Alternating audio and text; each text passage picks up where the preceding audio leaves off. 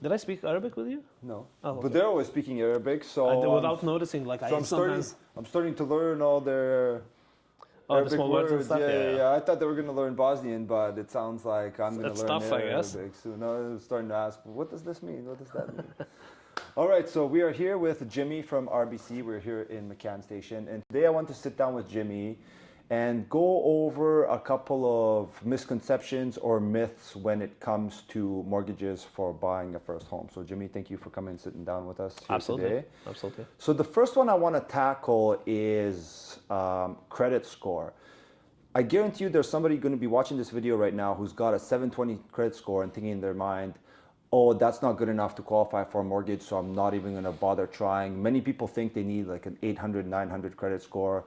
But I know I've heard through the grapevine, like people with and I've had my own clients who had like 640, 630 credit scores where they've bought homes like no problem.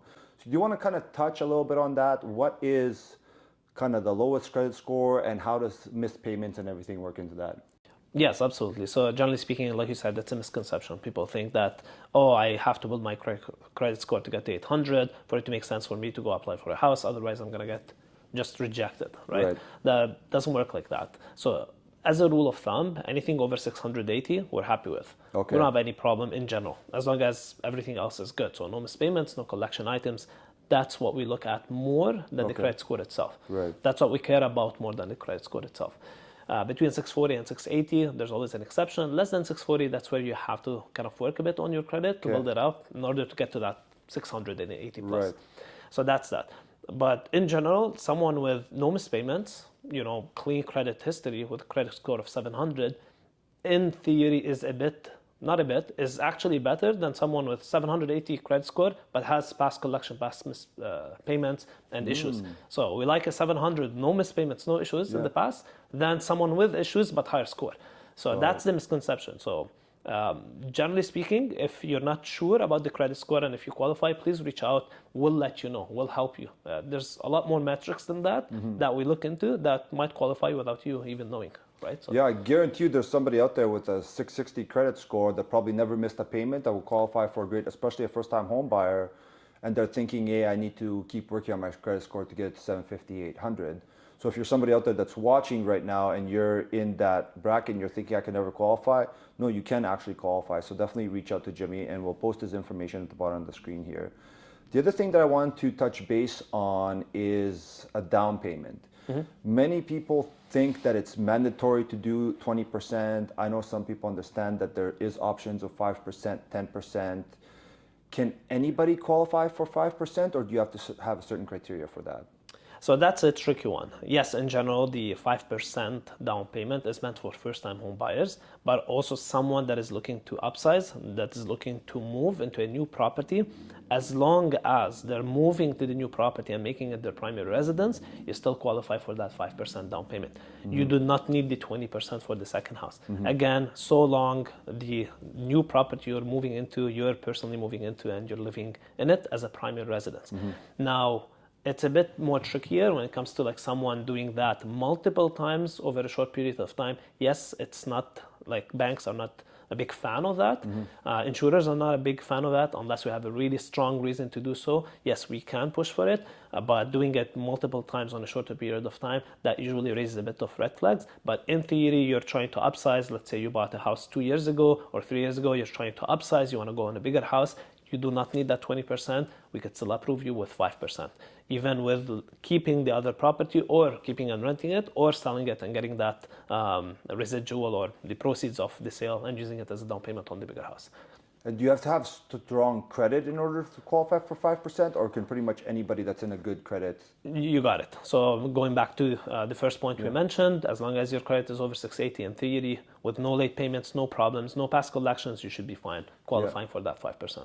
Okay, and so why does everybody go towards the 20% versus the 5%? Like they have to pay a CMHC fee? Yes, correct. So we always encourage people to put that 20% if they do have the money. Absolutely, encourage to put that 20% because you're gonna save on the insurer premium, as well as it's in theory easier to approve someone putting 20% plus than 20% minus. Just for one reason: when you're dealing with one approving party is more likely for a faster and easier approval than two approval parties. By that, I mean the bank and the insurer. But when you're putting 20% plus, there's no insurer. You're just working with the bank. You're just getting the approval of the bank.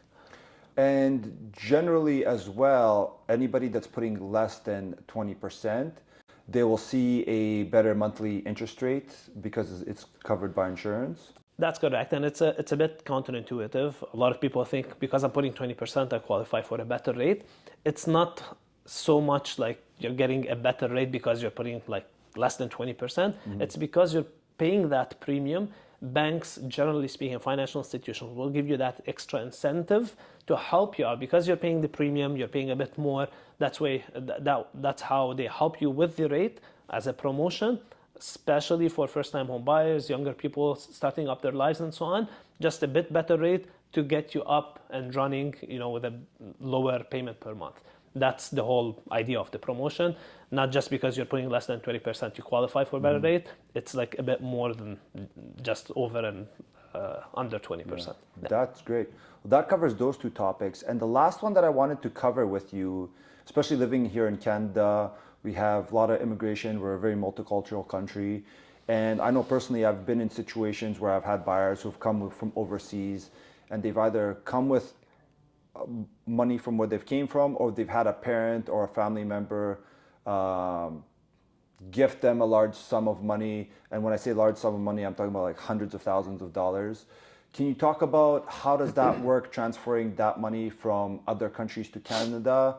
Where does it have to come from? Do they have to show anything? Does it have to be in a bank account for a certain amount of time before they can use that money towards purchasing a home?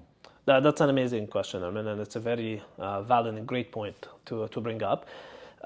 Super important when we're talking about the down payment and working with the bank as well as the insurer if you're paying less than 20%. Cash is a no-no. So that's the last thing you want to do is bring in cash, like physical cash, and depositing it in the bank. Generally speaking, we ask you for a 90-day statement at the time of approval. So within those 90 days, we don't want to see crazy deposits. General deposits of cash getting into the account, not explained. We need to track every single dollar. Now, if you had that cash deposited, let's say 4 and 5 and 6 months prior to the approval stage, that's totally fine. We don't usually ask questions. If you have, we ask just so we know, but in theory for the policy itself, we require only a 90-day statement of statements showing that we're tracking those funds. So when you're putting that $8,000, $9,000, $10,000 in cash, or even $1,000 or $2,000, $3,000, we're always gonna be asked like, what's the source of that money? And then we do have to track it. We have to mention where did the money came from. So if an immediate family member is trying to move money to you, is gifting you that money from overseas, please make sure it's a bank-to-bank transaction. I know there might be fees. It's better to bite the bullet and take on those fees as opposed to trying to do a cash transaction that we frown upon. Banks and financial institutions, insurers, collectively, no one is pro that cash transaction. Don't say it's not a lot. Anything and everything is trackable. It's traceable. We need to do that to get a nice, clean approval. Please make sure no cash transactions, everything is done bank to bank, everything is traceable, all the documentations are there, and we should be fine. Perfect. Well, thank you for answering those questions. I'm sure people have tons of questions out there, and you can guys definitely drop those down in the comments if you have more questions for Jimmy. And how long have you been a mortgage specialist with RBC? It's my 6th year. 6th year? Yes. And does RBC have any, usually there's special deals or special plans that are going on? Do you guys have anything going on currently with RBC that buyers, first-time home buyers or buyers in general might be able to take advantage of?